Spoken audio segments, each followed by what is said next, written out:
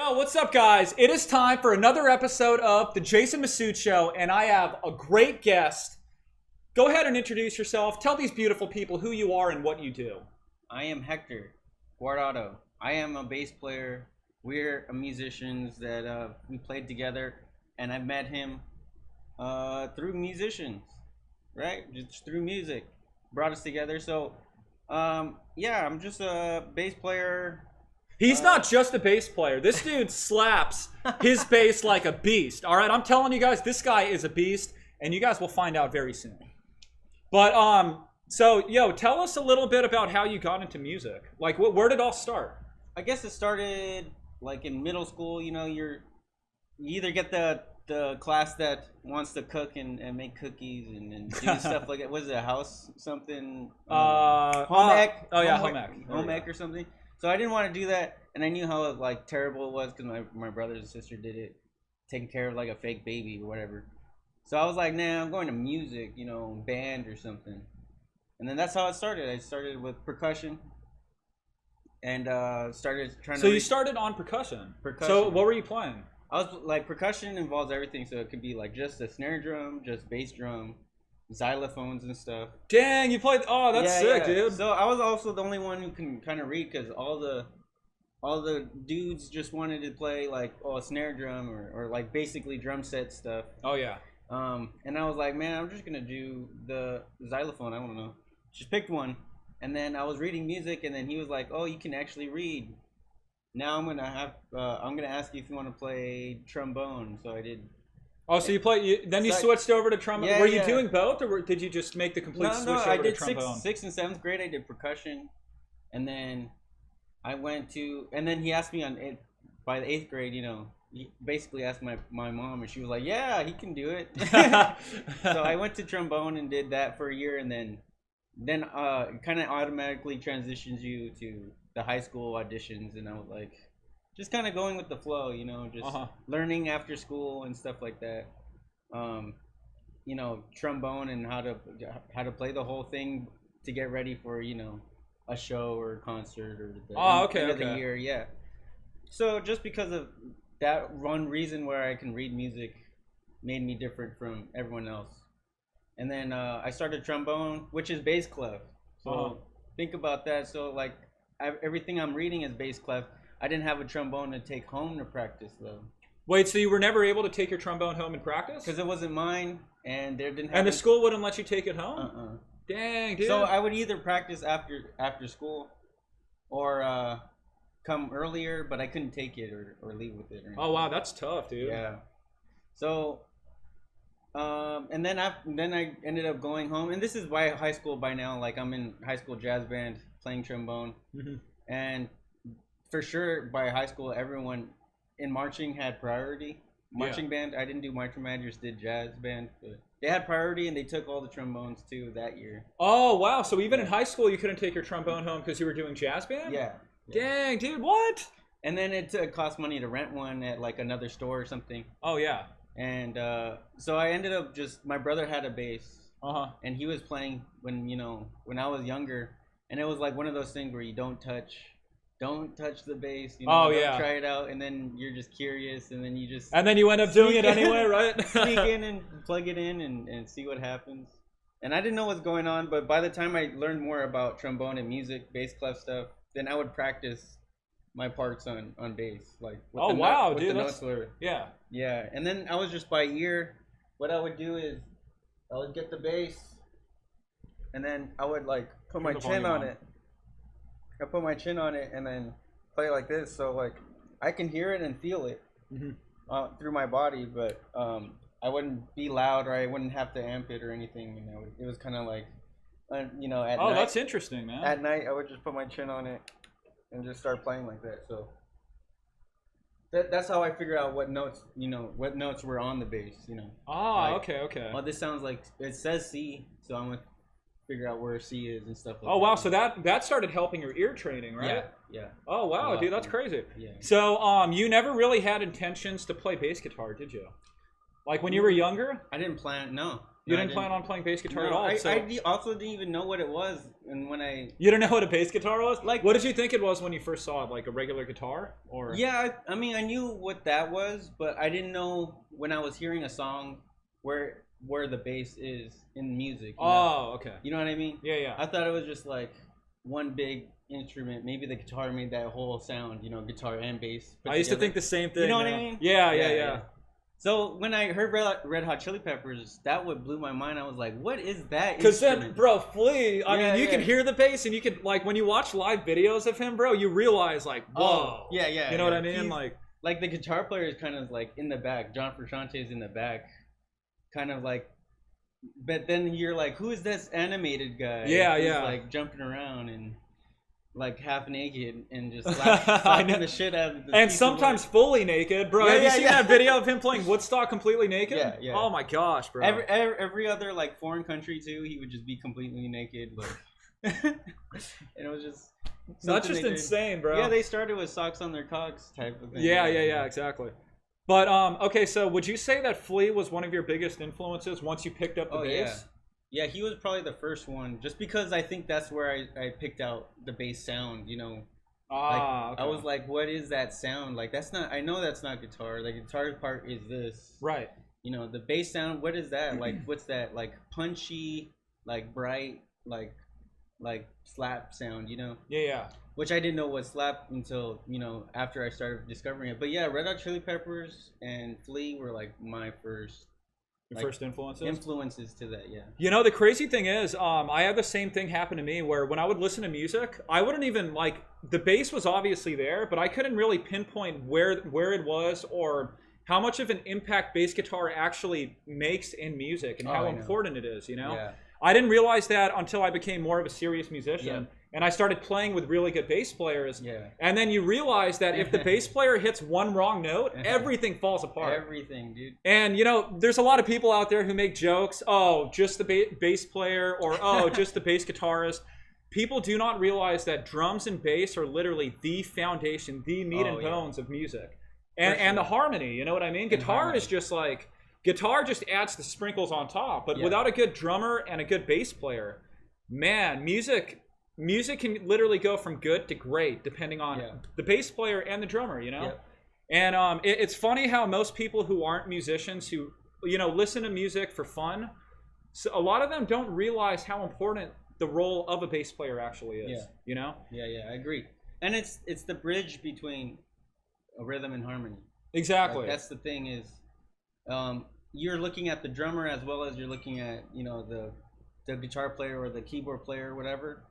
And also, how many bass lines do you know that's like, once I play the bass line, the song. Like, if I play My Girl, it's bum, bum, bum, bum, bum, bum. Yeah. You don't need one melody, no lyrics or anything to know that's the song, Like, it could be any kind of song that starts with bass. You already know the song before you even hear the melody. So it's just as important as melody.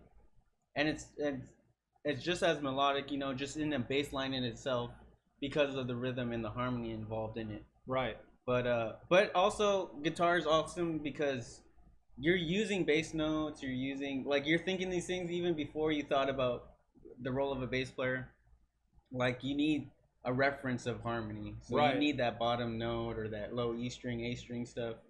And then your rhythmic part of it is awesome too. You can be a drummer in that guitar playing aspect. And then piano is even more broader range, Yeah. So. But that's also another interesting thing. Once I became more of a serious musician and I realized the importance of bass, then when I started doing more like, solo guitar arrangements and stuff like that, you realize how the bass note will literally like, okay, if you play one chord and you play that, like, say you're playing a like C major 7, right? Mm. And C is your bass.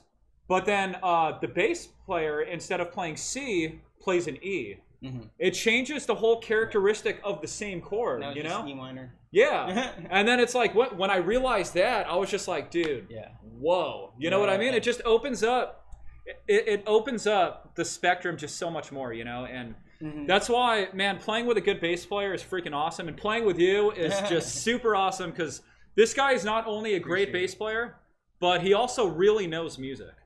Appreciate it, man. So I just been a nerd about it, you know. And but see, there's a lot of people out there that are so nerdy about it, they lose the emotion and they lose the feel of music. But I feel like you definitely have both. You have, you have the brain for music, but you also have the heart and you have the feel. And it's really hard to find people who have both of those. You're right. It's usually like one or the other, It's really hard to find somebody who actually has both of those things. Yeah. And it's just a skill like that people need to start doing is being a good listener. Right. Like the listening part is probably just as important, than the theory or the method of playing, It's like, how does this make me feel? And also, there's also stuff that can go even deeper than that. It's like, stop being in your room and practicing. Go out there, experience the world. Get your heart broken. You know what I'm saying? Get these things like in life so you can speak from music. Oh, yeah. These things that you're suffering or going through or whatever in this time, you have something to say now. Rather than just being in your room and practicing all day or just being, not experiencing life in that way. Whether it's good or bad, negative or positive.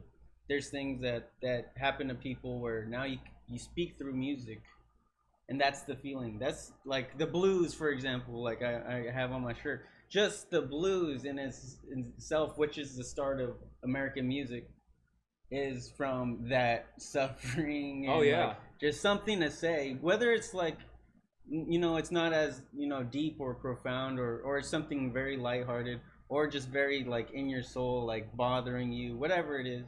Is like that layer of something that'll come out, and that's what you can hear. Oh yeah, the difference from. That's what you can hear, and you can also feel it. Like most, most songs that we love, they're usually about like a heartbreak or somebody venting about that experience, whether it is heartbreak or losing somebody, or whatever it is. The troubles of life. I mean, me as a listener, and I feel like a lot of other people feel like this. When you hear a song.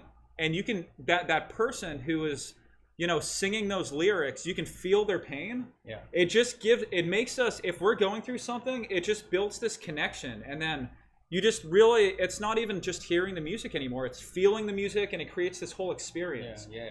And I feel like sometimes that's the problem with people who get into music, especially when you go into college for music. Yeah. Because it's so academic, and they drill so many things that you have to learn, that you have to practice, that, all this theory. And sometimes you can lose the most important thing, which is, heart and your soul, and like really portraying that in your music. I feel like that's the reason why we all love to listen to music. Yeah. It's not because somebody thought about, this chord goes with this chord. Yeah. It's because that person sat down and they literally conveyed their emotions through their music, and it spoke to us. Yeah. And I feel like it's really important for people to find a good balance. For sure. Because I feel like, both are definitely important. But you got to find that balance. You don't want to just end up on that one side where you're just thinking about every single part. Yeah. Pick up your instrument and just play. I mean, that's from people like B.B. King, who didn't know anything about music. Oh, yeah. Why would we, always go to him for reference of guitar or like blues or or soulful playing or feeling, exactly. And to the other side of it is like punk musicians, we love them so much, and they come from a raw place that they're trying to express something very righteous or whatever it is, and they don't know anything about technical music, but it still speaks. But they play their hearts out. Speaks for generations. Play their hearts out. Hip hop, musicians back in the day didn't know how to play an instrument. Doesn't mean they're not musicians, right? Exactly. They had something to say. They were storytellers, man. Storytelling, yeah. There's a feeling in there. There's that you attracted to, rather than the academic side that might block that whole part of what you're trying to speak of. Right. It might hinder even like, is it good? Is it even Man, yeah, that's a big problem. Yeah, that's a big problem. Big problem. And also, I feel like people who do get too much into the academic side, they start dismissing popular music. Yeah. And like people like Biggie Smalls, Tupac, and stuff. There's people out there who literally say that's not even music, or it's really? Like, like I've heard people where it's like, oh no, rap isn't music, or things along those lines. But you got to appreciate all music, whether it be simple or complex. Yeah. In the end, if it speaks to you, it doesn't matter if it's simple or complex. If it makes you feel something and you connect to it, you should never judge somebody for liking a particular style of music. Yeah. Just because it isn't, jazz or it doesn't have complex harmony and things along those lines. There you know shouldn't what be I mean? a thought of elitist music. Exactly. Like, there's no better or worse. It's also, how can you judge someone who makes this much money? Like, it must be a high demand or speaking to a mass amount of people. Right. What if it's so easy? Anyone should do it, right? And it's not. And I think their grind is different, and they also just speak from the heart. Will go further than someone who's trying to do something that doesn't speak to who their voice is, or they're trying to just fit into this, jazz box. Because I used to be like that. I used to be like, oh, I'm gonna try to do jazz, and even though I didn't feel it inside, and it was a lot of something that I would do just because of academically I would get better. Right. But I didn't feel it then. Like, I wasn't into jazz then. I was like, I'm like really into funk right now. Yeah, but yeah, I should yeah. practice jazz, And it was that until later I came around. Eventually I came around. I'm just like, I really love jazz, and I really just want to practice that. And now I get it. Before I was forcing it too much. And now I get it. And after you just play what you want to play. That's the bottom line. Play what feels good to you, no matter if it's people are telling you should play jazz, or you have to, or you get to that next level this way. Right. Just play anything that makes you feel good, and that's what you should be practicing on. Everything that you play also just better what you did yesterday. Oh yeah. Always get better. Like, how can I better this thing? Even if you're into, like, I don't know, rock music, how can I make rock music to that next level? How can I do that and contribute? Right. And add your own special touch to it. Yeah. Yeah. Something that I was kind of stuck on for maybe a couple years was, I feel like I was playing guitar to impress certain people or certain crowds. Yeah. Or certain musicians, like, oh, this musician likes this type of music, so I want to learn how to play this type of music because I want to impress this musician. Yeah. But in the end, now that I'm older and I've gotten more experience, I realize it's not about anybody else. You should be doing music for yourself first. Yeah. And doing what makes you happy, writing about what makes you happy, whether it be jazz, funk, hip hop. In the end, it doesn't matter. As long as it makes you happy, you should pursue that. Because, that's the reason why I got into music, because of the way it made me feel. And I just really connected with music and connected with guitar specifically. And I'm sure that also happened to you, listening to your favorite bands. You connected to it, and that's why you got into music. For sure. Yeah. And I feel like once you get older and you start, getting to know certain people and certain crowds, sometimes there are those elitists, and you can get kind of tricked into thinking the same way they do, where, oh, I need to play this type of music because these people are playing this type of music. Yeah.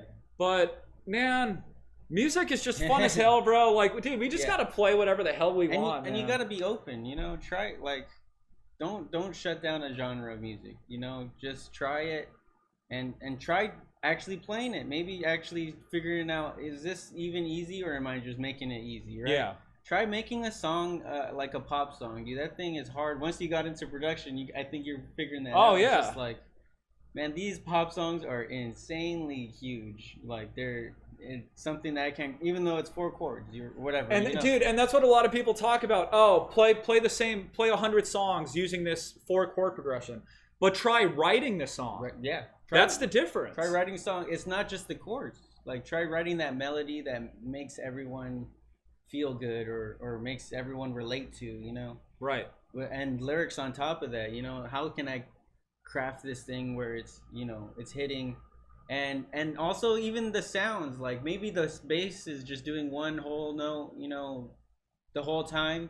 But like, how do they get the synthesizer and get the sounds to feel like, oh, okay, I want it to be like yeah. big fat saw wave kind of sound, There's a lot to go to just simply judge upon like this type of music, like, without knowing what's on the inside, right? There's a lot to go in the inside, and you see the writers on those pop songs, like 10 writers. Oh yeah, I know, exactly. It's like, dude, what really the hell, man? 10 people for that song is kind of like, yeah, you do. Like, it's hard to just do it by yourself. Right, and a lot of times, I mean, these producers are passing these songs to other producers to other who might, specialize in something. Yeah. And then they all add their own touch to it, and then you got a 4-chord song, but now it's this whole big, loud, just beautiful piece, arrangement, like you said. Yeah.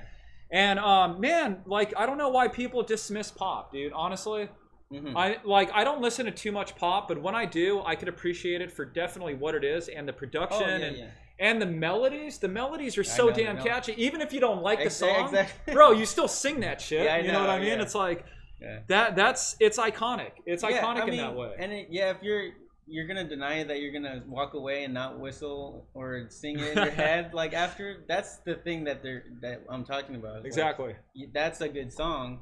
And there's stuff that I judge for sure. I'm like, oh, it could have been this or that, and this song's probably better than that other pop song or whatever. But I don't know. There's some of them are good, some of them are bad. But for me, I don't listen to it in the car by myself, but I can appreciate it, and that's all I'm asking for. Is like, at least try to see the appreciation for this type of music and why it's there, and why are these people even this big or rich enough to be in the limelight, right? It's for a reason. Exactly. Yeah. And not a lot of people can do that. I mean, think about the crowds that these people are playing for. Yeah. I mean, not right now because, the COVID thing, but a lot of these artists are going up on stage and playing for thousands and thousands of people.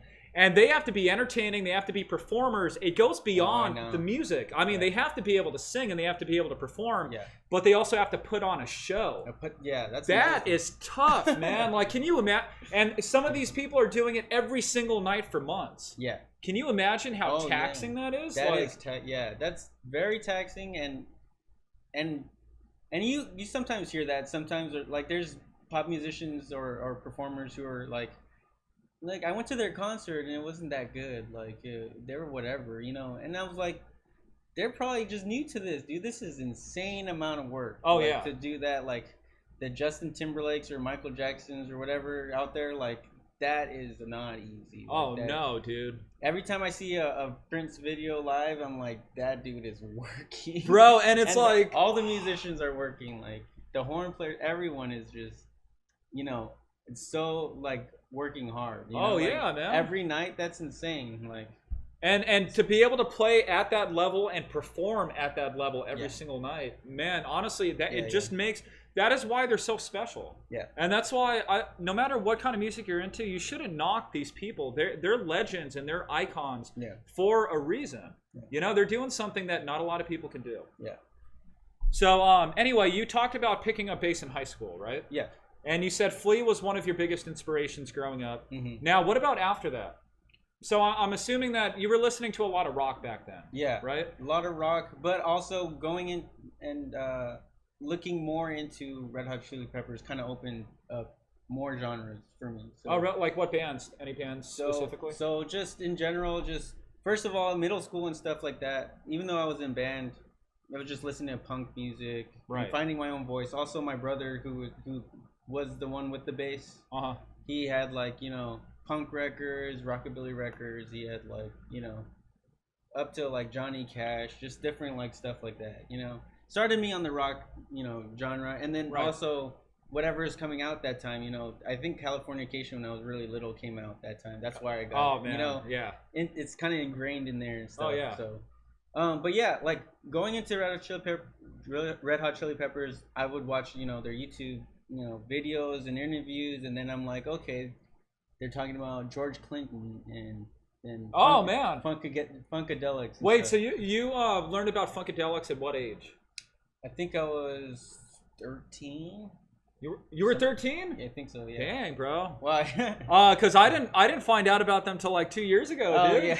Until I started actually playing with a funk band, you know. But I wish I would have found out about that type of music when I was younger. Yeah. Because honestly, that music really, I mean, it's very inspirational, and if you don't know what's out there, when you find it, it's like, how the hell did I not know about this? Well, it's everywhere, like it's ingrained in like gangster rap, Oh, like, yes, stuff like that. Like they're all will love that, funkadelic Parliament music. Like they're all into that. And everyone is. You can dance to it. It's like just the funkiest. like uncontrollable thing ever. And I think that's why they were like really influenced by that. But also he produced like their second album or something, Freaky Styley.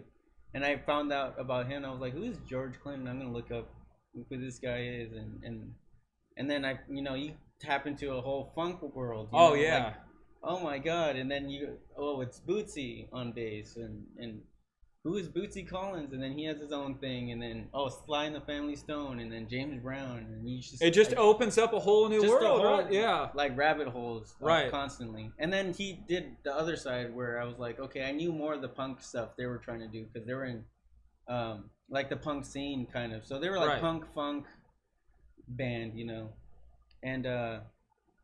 and then just everything else, like what was going on around them outside, like Smashing Pumpkins, of course, in the 90s. Everyone in the 90s with Red Hot Chili Peppers, I was definitely into. And just the funk thing is just insane. We got to do a dance. Somebody redeem dance.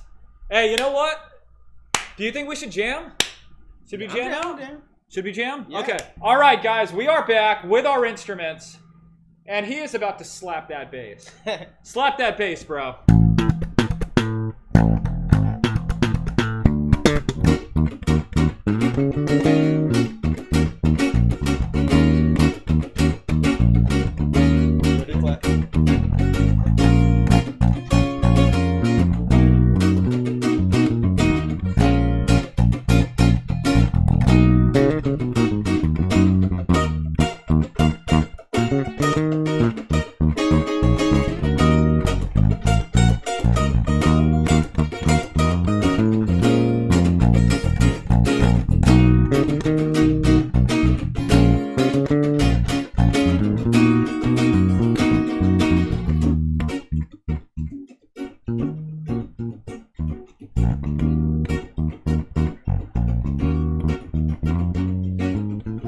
All right, so we are back.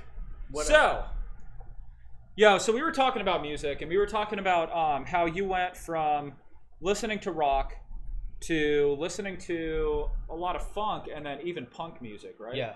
So what kind of music inspires you now? Now, we don't need. Yeah, we don't even need the headphones. Now anything. I'm really into the jazz thing right now. So you're listening to a lot of jazz music? Yeah. Any specific artists? Right now I'm listening like a lot of Miles Davis, like nice, just starting to get all his discography, and also I'm reading his autobiography book, which actually goes into the details of, so every time he does an album, I'm like, okay, I want to check this, starting with the first album he's done, right, and going to the next one, and he talks about recording this with these musicians, and then I kind of read that chapter, listen to the album, kind of. Oh, dude, that's really, really cool. Yeah, so it's taken a while. I've been doing it since last year, but right.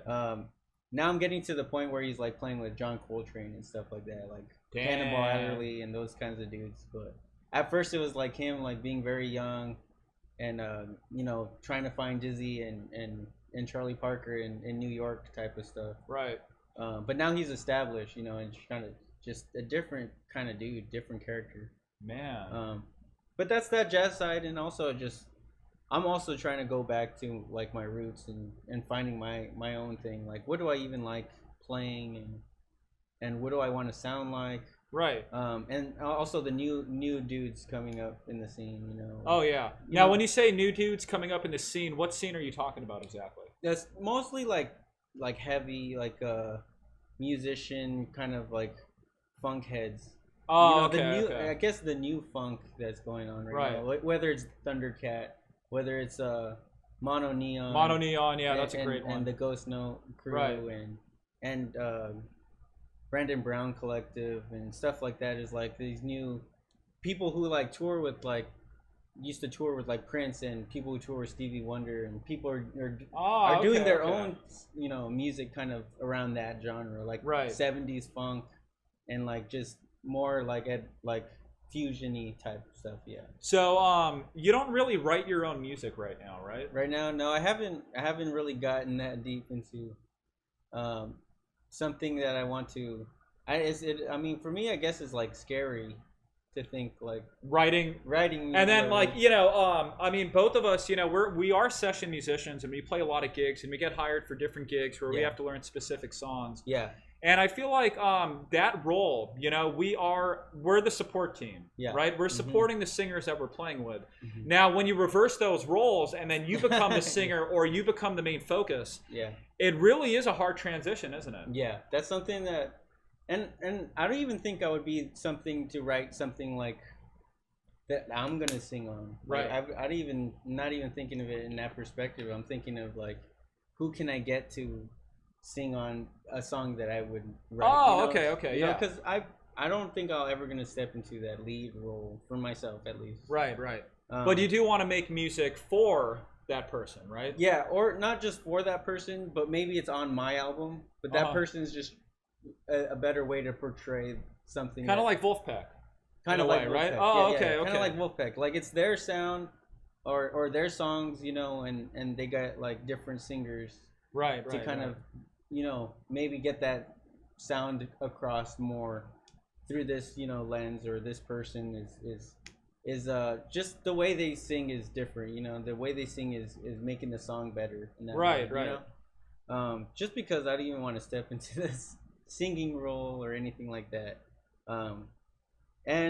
And I feel like I can write those songs and I know those kinds of people. Like Marcus Miller is a bass player who wrote for Luther Vandross or something, right? Oh, okay, So okay, yeah. He's doing that, but he's also expressing his side of it, or exercising that, writing those songs, and he's adding his own touch to that music, right? Yeah, and then he's bringing in a badass singer, Yeah. writing lyrics over that track, but it's still his arrangement. His arrangement, yeah. exactly. So I feel like I'm more of that kind of person, like okay, I don't want to push Hector the artist. I'm more of like, I want to get to writing something that I can express, but then it's also someone else can sing on it, or maybe I'm writing for that. It depends on the situation, but maybe I'm writing for that person's album, right?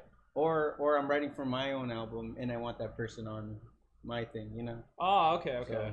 So it'll be like Hector's, album, or a band album even, and yeah, I'm getting like. But it's gonna have featured singers on it. Featured singers on it. That's what I'm thinking. Is okay. Of my direction, yeah. So most of your work right now comes from being a session player, right?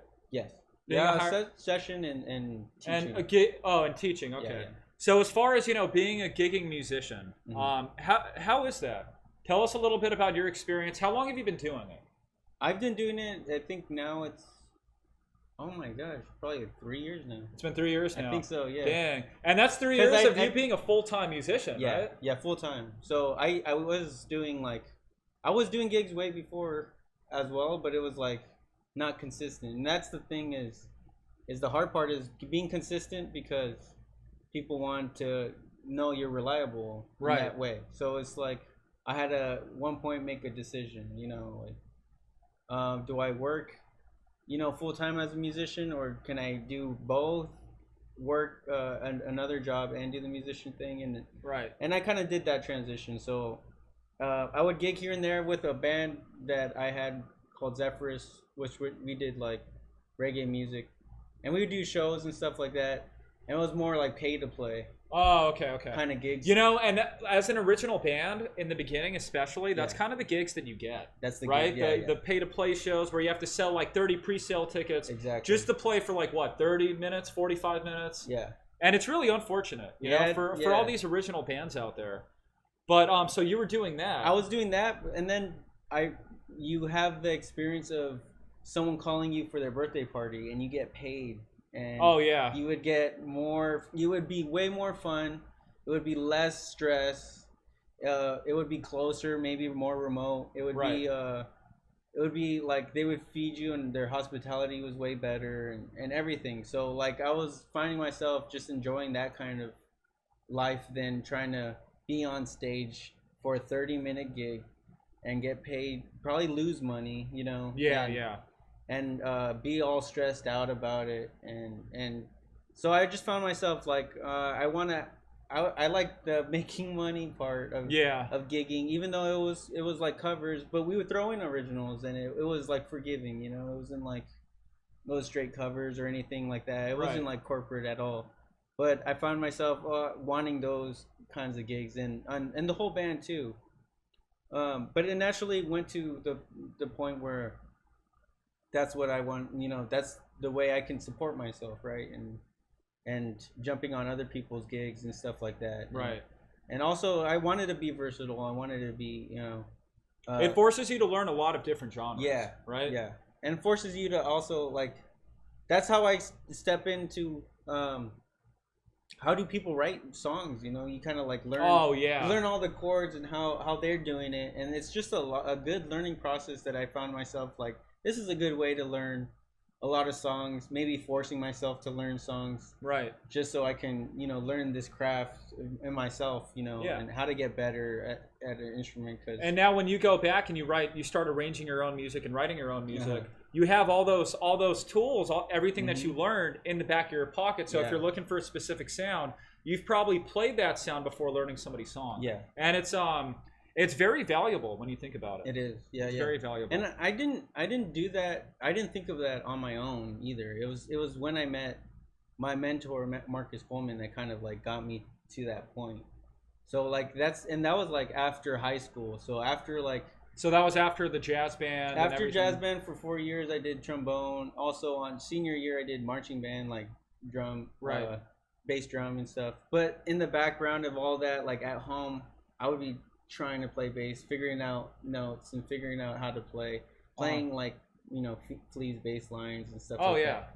So I was kind of like doing that on the side, and then even me trying to ask my band director, can I play bass maybe? And he was like, I need you on trombone, dude. Oh, like, man. Kind of thing. Yeah. So that wasn't an option for you, right? To play bass for the jazz band. No, you weren't able to do that. No. Damn. Just because there was already bass players, and then I had to learn upright instead of electric. I was more the electric dude.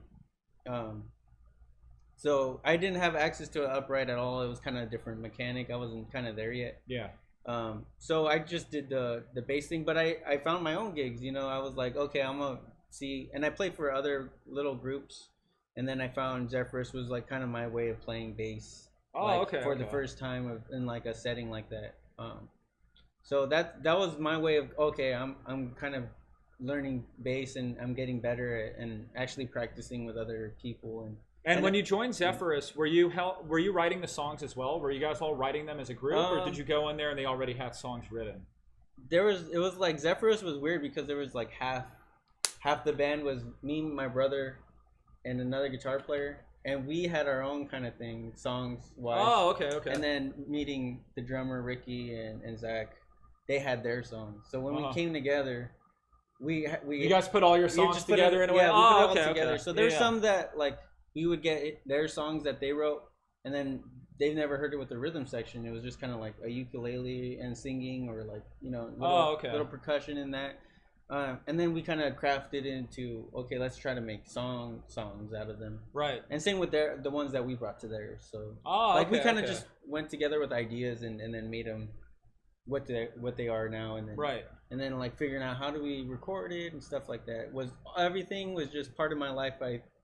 Like as learning processes. Oh yeah, that must have been a great learning experience, especially at that age, doing all of that. You know, writing originals, playing originals, recording originals.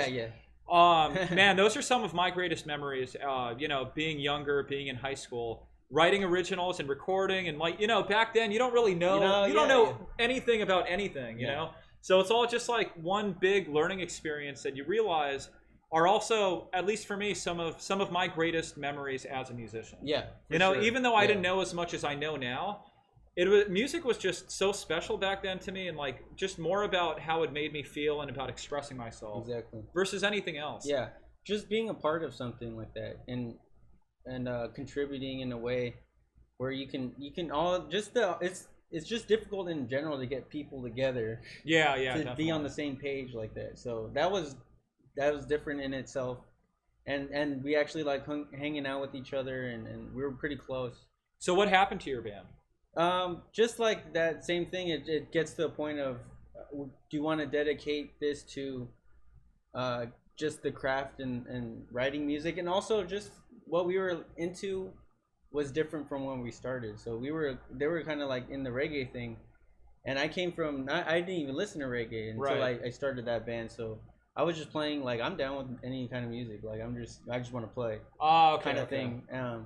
And then it comes up to like, oh, we're not in high school. Everyone graduated. You know, everyone's like has a job. Everyone's getting busier, and everyone's like getting to that point. So it was like, how much do you want to dedicate to doing this, or do we want to make this as like a corporate band or original music kind of band? So, right. It got to that point, and I think it just fell off naturally, which is not a bad thing or anything. Yeah, I mean, it happens. Yeah, it does happen. Now, I have a question for you. Being a gigging musician, it forces you to learn a lot of songs sometimes, right? Yeah. Especially, I mean, I know you're still busy now, but before COVID, sometimes, you know, we'd be playing on a lot of the same gigs. Yeah. And it was a lot of music to learn. Do you ever feel like there comes a point where you just want to sit down and play something for fun instead of having to sit down and learn music? Yeah. Yeah. It's kind of a tough. How do you manage that?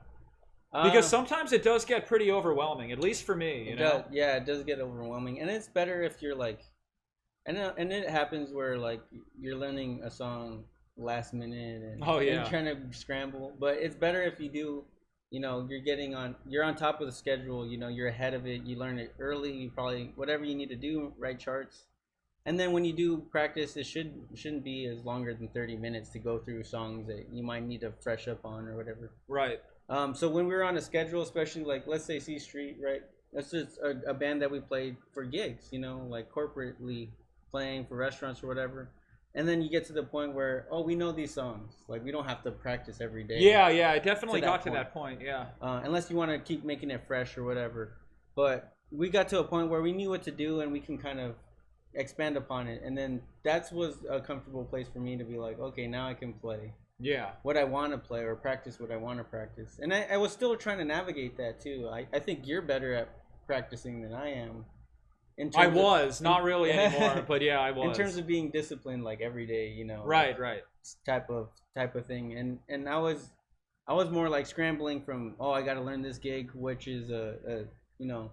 It can be even the swing band, you know, like upright stuff. Right. And then I got to jump into doing something for Marcus Coleman, and then doing yeah. So there was a lot, and then there was times where I was just like, you know, I'm not doing any of that. I just want to play whatever I want to play.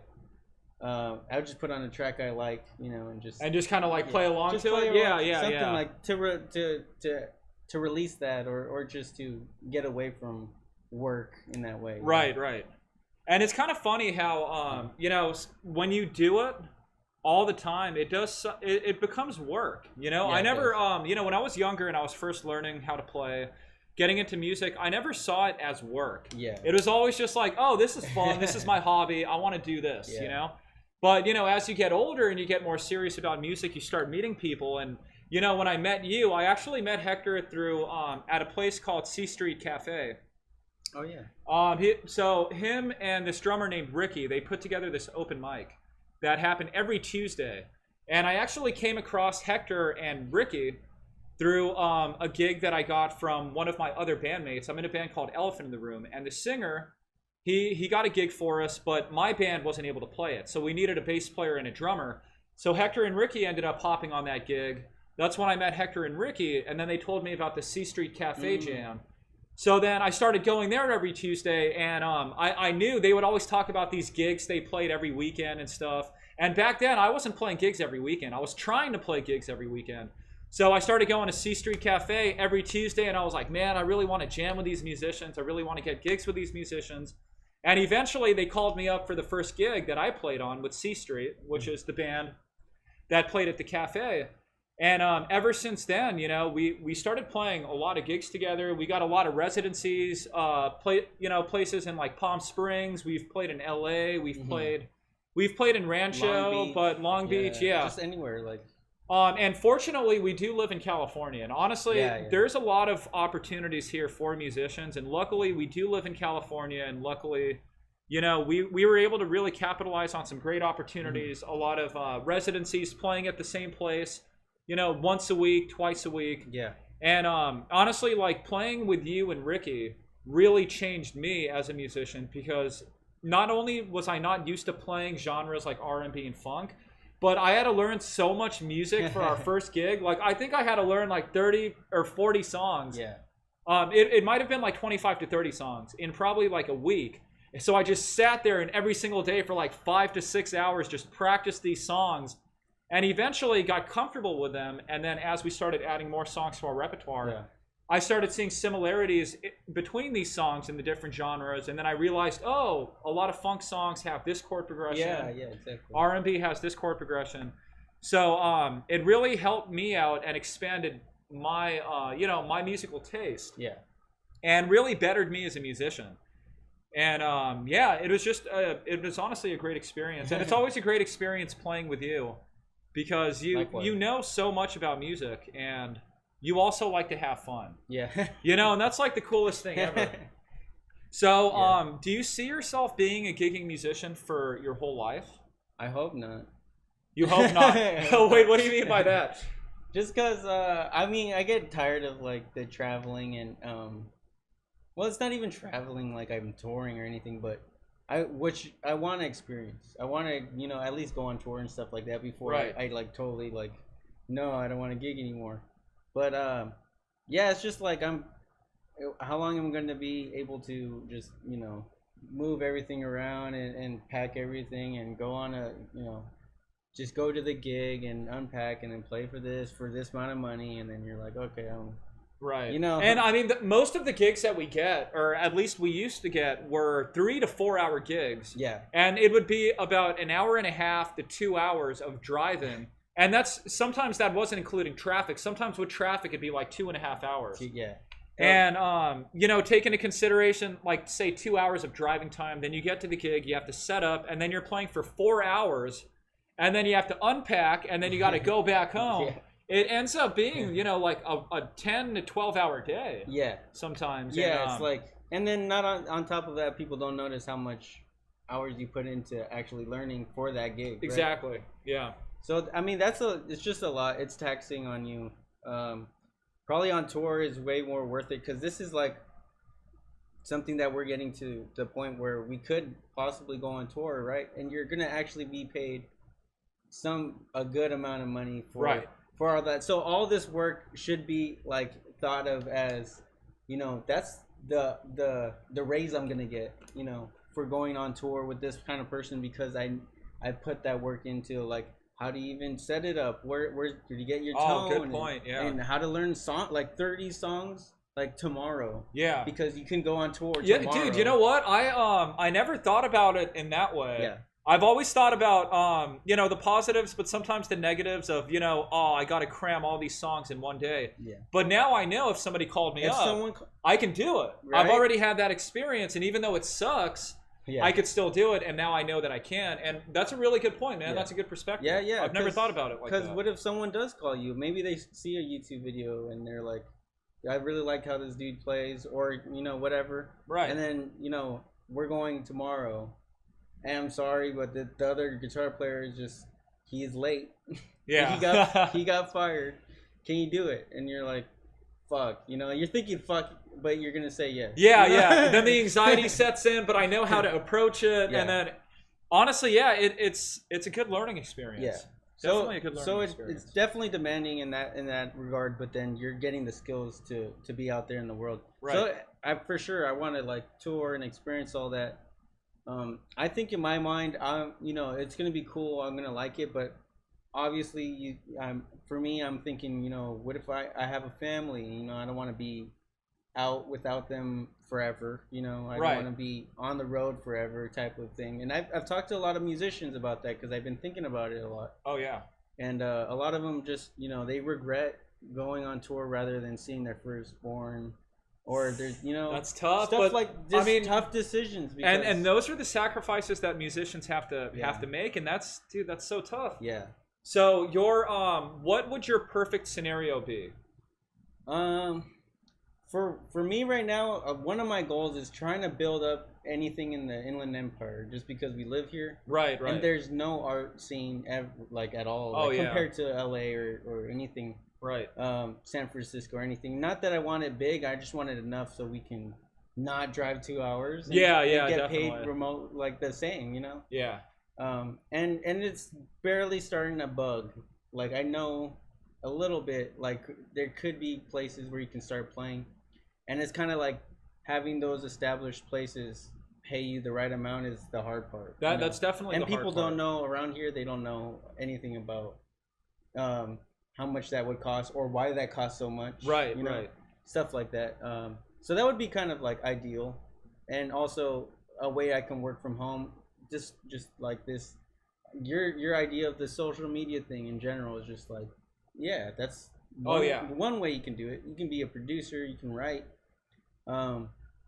So one thing I have is just like the Sector 5 thing, you know, right, is as like my way of by the way, tell us about Sector 5. So Hector has a really dope YouTube channel that him and his friends put together. They make very high quality content. I mean, the videos are incredible and the music's incredible. Tell us a little bit about it. So Sector 5 started with me and my friend Sal, and I guess we got the name from both our names put together, Sector, Sal, and Hector. So okay. I don't know if that's exactly how it started or anything, but we met each other like through mutual friends, and also we worked together like in construction before I even was a full-time gigging musician, and then we would talk every day while we worked about music and what we liked and stuff like that, and then after we would just go to the storage room, and then he had his own setup, drum set, and we would jam. So that's kind of like the days went, and then we kind of like figured out.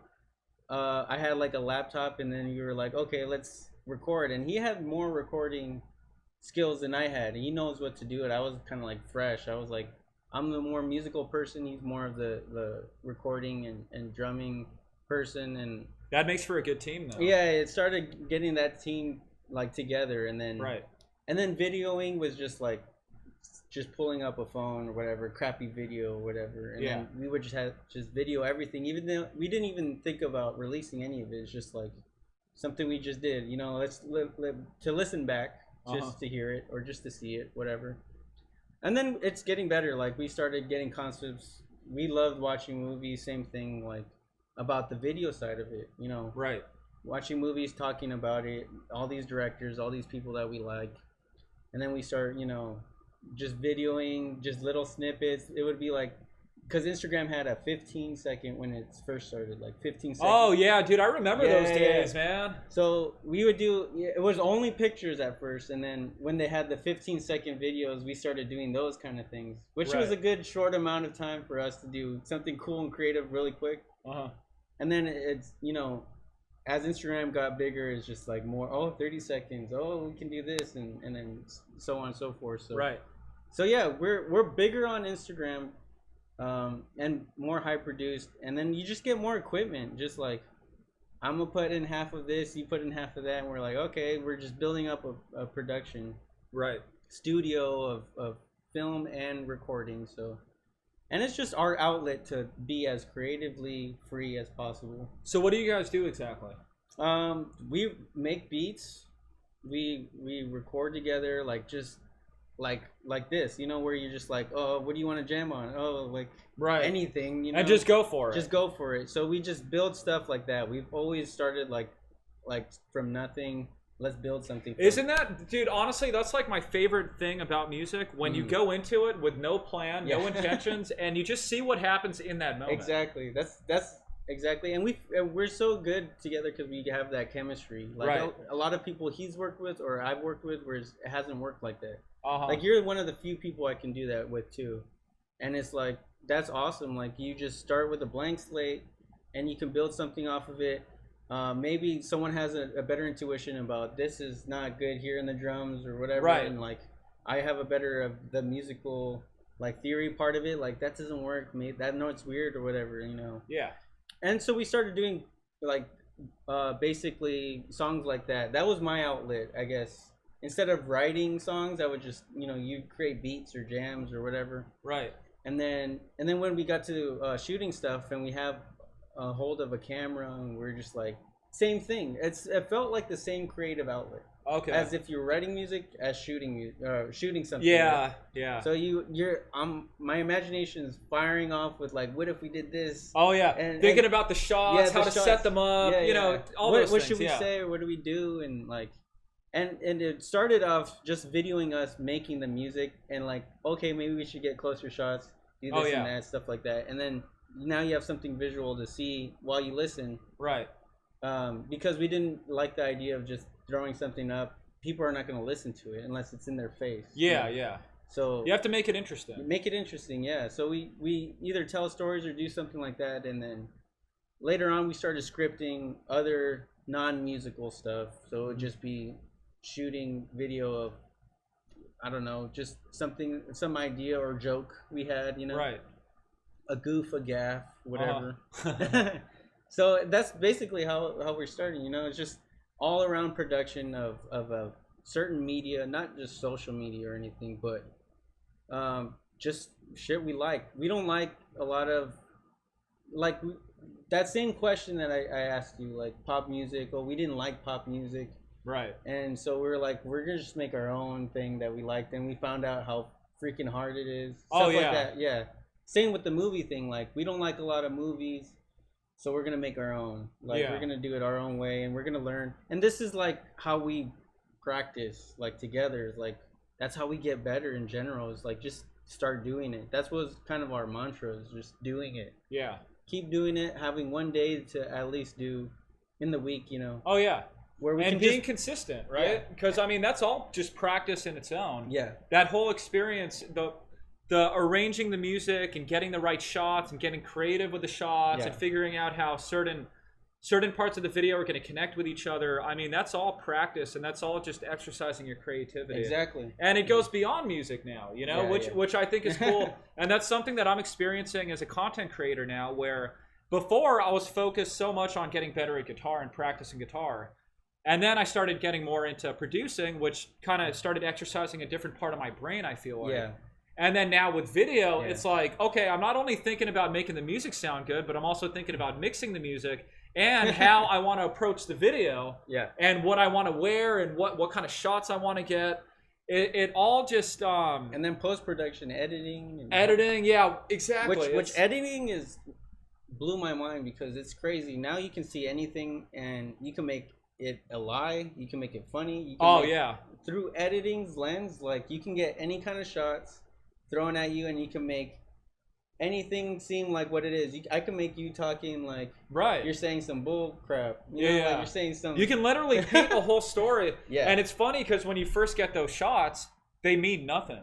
But once you actually get them into the program and you do the edits and you have the music, it becomes an actual experience. And it's like, it's so cool just going from, like you said, building something from scratch and seeing the end product after all that work, you know? Yeah, and it was so cool because you see a window to how we think, or our minds, you know, and just like, or how we even talk, or like these things that we want to portray. Is just so cool that you can see that and relate in a certain way. It can be humorous, or it can be serious, or whatever. And then we score it too. That's another thing. If whatever we shot, we were like, okay, now let's make music to that, like film. You know? Oh, okay. So you make the music according to the shots that you guys made, or vice versa, or do the music first, and then we'll shoot to that. So sometimes if we have like a really cinematic idea, you just need music to it, and then we would just like, how do these movie makers score? You know, these music scores. You know, writers and stuff like Hans Zimmer or whatever. Just how do they evict that emotion? You know? And so you're learning musically that way, you know. You have such you're like narrowed down to a certain kind of thing, you know. Like, I want to make it sad, but sad can be anything. What does sad sound like? How can you go from a certain tension to a release, you know, stuff like that. And then even Foley, I don't know, do you know Foley? Oh yeah, you know, making sounds like footsteps and stuff like that. So sound engineering, kind of like, or designing, you know, sound designing for your visual kind of thing to make texture, right? You're so like, if every footstep we would do it, we would create that sound and stuff like that, just so make the production higher. Sometimes you would ADR, meaning like maybe you can't see the shot of the guy's face, but he needs to. It's not as clear either, you know. Right. So in the audio, so we would have to do it over, and maybe it looks better or sounds better. It's Yeah, clear, yeah. everything. So we were learning every little aspect of Yeah. of film, you know. So Now, did you ever think you were going to get into all of that? You know, like back in high school when you were playing trombone and you started picking up bass guitar. Did you ever think you were going to go that far into like this realm? No way. And I it- didn't even have an idea of like I can make money off Right. like gigging like we do. You know, Yeah, I didn't have any idea about that. I didn't know what I was gonna do. You're still thinking about like weird shit. Like I should go in the army. Like Yeah, exactly. Or shit, man, I got to work at McDonald's or something. You know? something. Like I remember the first time I got paid for a gig. I think I got a check from Chaffey College for $50, and I was just like, dude, I still have that check because, do? yeah, in the moment when I saw it, I was like, dude, I got paid $50 for playing guitar, and then 2 years later, when I started gigging with you guys and we started making, more money, I realized that actually $50 is pretty shit pay for playing for 3 hours. And it's funny how our perspectives change as we advance and as we gain more experience and get further into our careers. So now I'm kind of left wondering what's going to happen in the next 5 to 10 years. Yeah. You know what I mean? But I mean, only time will tell. Yeah, but, and I'm just an advocate of being in the flow state. Like, yeah. which means like Not thinking too much. back right? then I didn't think about it. I just wanted to play every day. It led me to Zephyrs. It led me to meeting Sal. It led me to meeting you. Like nothing I ever did was planned, but I quickly think about and say if I want to continue that or not. Right. Right. Yeah. And just like and stuff like that. Like I do stuff for free all the time. Like it's not thinking about in the way of I always got to make money. Right. I always got to every gig I do, it has to be, more than 200, whatever it is. Just like, sometimes it doesn't work like that. Sometimes it's just like, I need to do this. I want to do this just for the fun of music. That's the thing about music, too. You got to do stuff, be smart with it, make your money, and also just be creative. Like, just exactly. do stuff because you love music, not because it makes you money or you get better or this certain thing, right? I don't know. It's a weird dynamic to try to balance, but Right. But definitely you have to have your creative outlet. If it's not for you, then you got to think about what are you doing it for? Yeah, yeah. And I feel like that's something where if you don't do it, if you don't take a step back and do music just to have fun with it, then you're eventually going to hate music. Because it's literally going to become like a job that you hate, and the more you do it, the more you're going to despise it versus the more you're going to appreciate it, Yeah, and that's what ends up happening. I mean, I went through that whole thing. I think a lot of people question that. They're like, oh, yeah. Man, I hate music, right? Yeah, exactly. Especially like when you got to learn 30 fucking songs in like 2 days, bro. Like, that shit's stressful, man. Exactly. But when you get past those moments and then you start doing, things that are more fun and you start expressing yourself, then you're like, wait, this is why I love music. And then when those things come up again, you're like, hey, it's okay. This is only temporary and this is going to actually benefit me. Yeah. So I think I told you 3 rules I go by. I think I told you. What are that. they? Which is is it fun? Does it make me money? And what was the other one? Am I learning something? Oh, okay. So if those 2 hit, then I think you should do the gig. Yeah. So if it's fun and you're making money, do the gig, right? If it's fun and you're learning something, maybe if it's not paid, I think you still benefit from it. Yeah. Like if some older, more wiser musicians ask you to play and they're not going to pay you, I think you're going to learn something. It's the experience, of sitting in with them. Yeah, dude, of course. And then you're going to learn something. It's going to be fun. And that's rewarding in itself. Or maybe it's not fun at all and you're getting paid and you're still learning something. Right. So either of those kind of things hit or maybe you get all 3 in the trifecta of like those rules, then those are good reasons to do the gig, Yeah. So that's been my kind of rule. That's a good thing to kind of, that's a good way to look at it, honestly. Yeah. That's a good guideline of, whether you should actually do it or not. Yeah. That's pretty cool, man. I've never actually thought about that. Yeah, That's so pretty cool. That was for me, like, as like something to kind of balance. Yeah. Sometimes it would be the light occasion of just straight fun, and I know I'm not going to learn. I'm kind of just like volunteering, Yeah. So there's those kind of like exceptions, but that always might give you a gig too, like you might meet someone who's just like, I'm gonna call this person. When I have an opportunity to pay him, I think I'm gonna pay him because he came for free. He came down and volunteered his time and his work, and he's really good. Now that could open up a whole new thing. Like you never know. And you know what? Now that I think about it, back when I used to go to C Street Cafe every Tuesday, I would go because one, it was really fun, and two, it would always teach me something because we constantly have to learn songs. Yeah. And then we constantly be playing with different people. Oh, yeah. And then eventually, number 3 came in too, where we started making money. Oh, yeah. So I think that's a really good mindset to have and like some good rules to live by, you know? So real quick, I want to take a little break and play a game that I came up with called I Mustache You a Question. So here's how the game works. I'm going to ask you 20 questions. And you're going to answer them as fast as you possibly can. Shoot. All right? And it's going to be a bunch of random shit, so here we go. Give me a second. Let me pull this up. All right, are you ready? As fast as you can. My brain doesn't work this fast. Here we go. Favorite bass player? Flea. Favorite band? That's a tough one, That's bro. a fucking hard one. Ghost Note right now. Yeah, I was saying. Okay. Favorite place to eat? I did like that Tokyo Wacko last time. Oh, dude, Tokyo Wacko's good. Yeah. Favorite color? Green. Favorite bass guitar brand? Ooh, Fender. I Fender? just like theirs. Hey, me too. I love Fender. Favorite modern band that came out in like the last 10 years? Modern band. That's a tough one too, man. Yeah, that's a tough one. Well, like I already said Ghost Note, I guess. Ghost Note, Ghost Note counts as that. All right, I love this question. Would you rather win $1 million or play a show with your favorite artist? I would take You would take $1 million? Fuck it, bro. I'd take the $1 million too, man. I need the money. Yeah. If you were stranded on an island, what 3 items would you take? Shoot, that's a good question. Well, is this just like the water and food thing, right? No. Okay. Three things that you would just take. Oh, just take it. I would take my bass. Yeah, I would take a bass. I would take some lubricant. I would take, You always have to take some lube. You just have to. And I would take a soccer ball.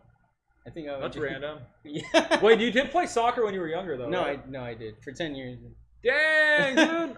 All right, if you were a Pokemon, which Pokemon would you be? Oh shoot. Dang, that's awesome. I would be Squirtle. Hey, that's a good choice. I would pick Charmander. Just saying. Just saying. Shoot. If you didn't play bass, what instrument would you play? I wish I was a singer. Really? But I don't think. Hey, bro, you can always do it, man. You can always do it. Okay. I wish I had that natural talent. Like if that answers the question. Oh, that's interesting. I didn't think you would say that actually, but that's cool. Okay, favorite TV show. Right now? Doesn't matter. Favorite TV show of all time. Of all time? Best TV show you've ever seen. I don't know. That's tough. I like Louie. Oh, okay. Oh, wow. That was before he got pulled on Netflix, right?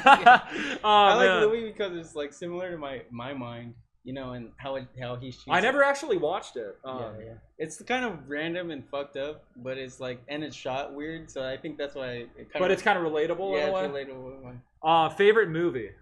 Favorite movie. Shit, you give me fucking hard. I know, bro. I have to. Sorry, man. Favorite movie.